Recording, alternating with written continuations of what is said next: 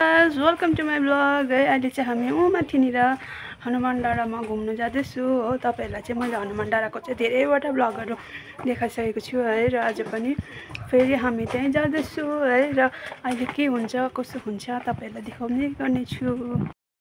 यहाँ चाहिँ पार्टीहरू बोजू पार्टीहरू छ, बच्चा पार्टीहरू छ हो।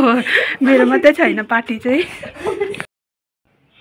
यहाँनिर चाहिँ बाटोमा दुईवटा के भन्छ यसलाई भालेमुङ्रो एउटा गाइस। अहिले चाहिँ हामी यहाँ माथिनिर रोडमा आइपुगे हो। अझै छ माथि पुग्नु चाहिँ धेरै छ। यहाँ त लाउँदैछ बोजूहरू दुईजना र हामी चाहिँ अब यहाँदेखि पनि धेरै छ पुग्नु चाहिँ। गाइस मेरो चाहिँ यहाँनिर पिम्पल्स निक्लिरहेको छ हो, पाकिरहेको छ।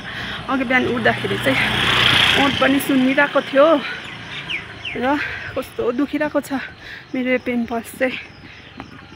अब चाहिँ हामी आइपुग्नु आँटेको अवस्था छ। तिमीलाई कस्तो लागिरहेको छ आज धेरै दिन बादमा जाँदाखेरि? कस्तो मजा लाग्छ त्यति नै।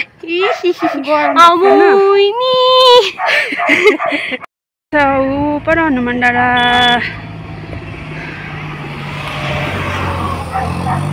बोजूहरू त छोडी यसो तलै बसिरहेको रहेछ। हत्तु भएछ बोजूहरू चाहिँ उकालो हिँड्दा हिँड्दा हो। अन्तखेरि तिमीहरूलाई चाहिँ कस्तो भयो? कस्तो न कस्तो भयो रे? कस्तो गलिरहेको छ नि गाइस। यहाँ माथि आउनु त गाडीले मात्र सुविधा। बुझानीमा के छ? बुझानीमा छ।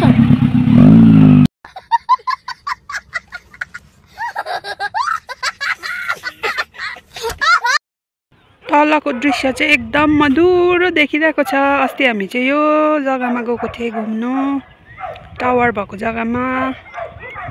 यहाँबाट चाहिँ यस्तो देख्छ।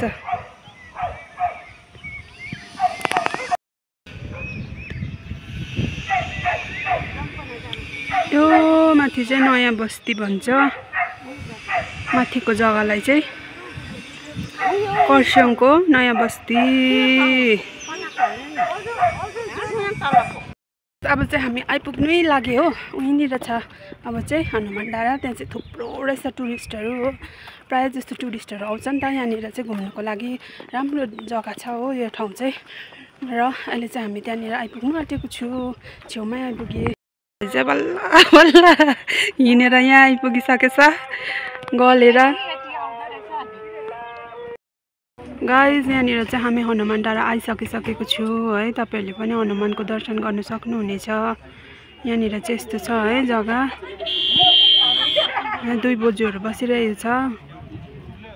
यहाँनिर चाहिँ टुरिस्टहरू चाहिँ पुरा रहेछ हो। चाहिँ हामी फर्केको है, घरतिर लागेको।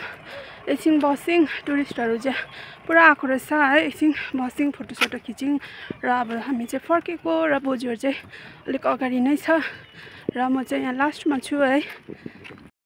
र गाइज अहिले चाहिँ हामी घर आइपुगिसकेँ है। र आएर पनि अब चाहिँ एकछिन बिसाएँ है, रेस्ट गरिरहेको छु। र अब चाहिँ टी बनाएर पिउँछु है। त आजको ब्लग तपाईँहरूलाई कस्तो लाग्यो है? मन परेमा लाइक कमेन्ट चाहिँ अवश्य गरिदिनु होला। By by.